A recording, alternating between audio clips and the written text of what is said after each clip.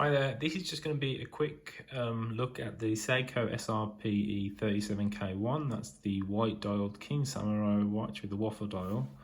This is the box that you get it in, or the box that I got it in at least. I've actually had 3 of these watches and their first 2 have gone back, and this one will also be going back, and I'll explain in a second. But these are packaging that the third one came in. The first one came in a different type of box, without this velvety type cushion. It came in a PU kind of leather box, like the cushion. The watch is here. Here it is. This is the Seiko SRPE37K1. Now, I've had this watch on 3 occasions, as I mentioned. The first time I had a big issue with the crown not screwing in. I would say that just 3 times out of 10 it would screw in. The other times it was big pain. Going in was very grindy, but not just grindy, it would get stuck. And the threading itself looked quite terrible. So I returned that and I got another one.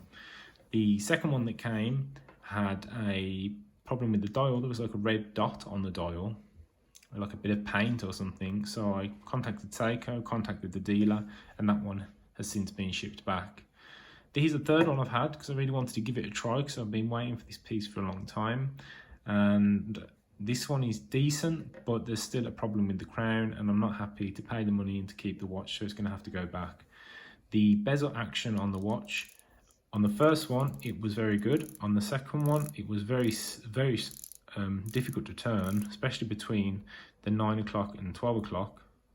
Sorry, the 3 o'clock and the 12 o'clock here. But this one is nice and smooth. They've all lined up fairly well, to be honest.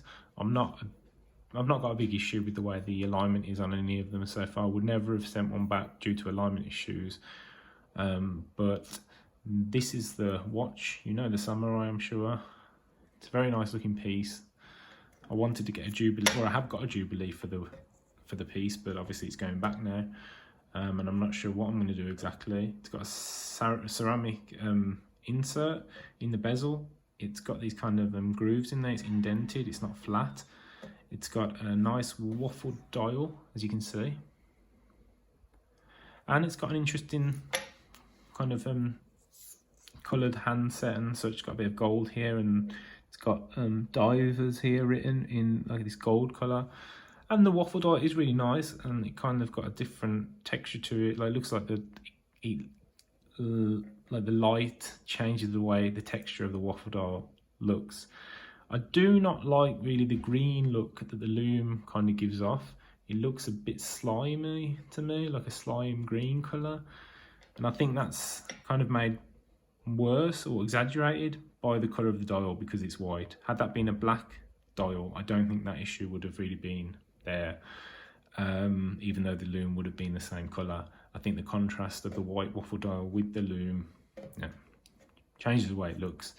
Let's have to turn it to me and show you the crown. So this is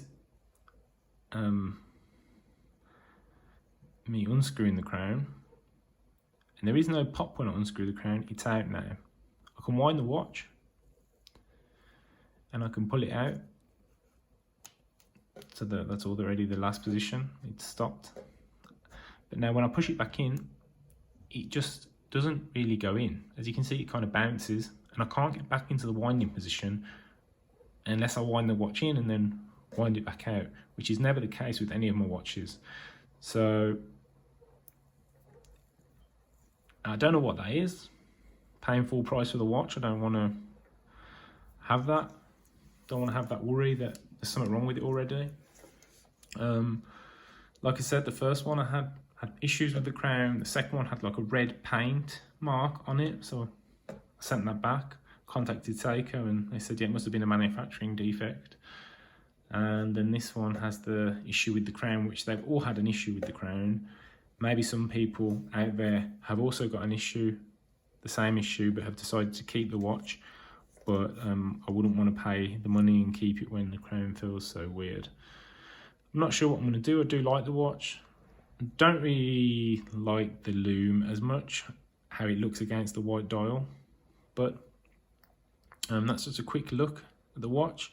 If anybody's bought this watch and has any of their own experience with the way the dial works, or the crown works, please leave a comment. Be interesting to have someone else's opinion on it. And yeah, so this is a quick look, and here's another look at the watch I'm currently wearing, which is a Laurier Neptune V1. Anyway, thanks for watching and have a great day.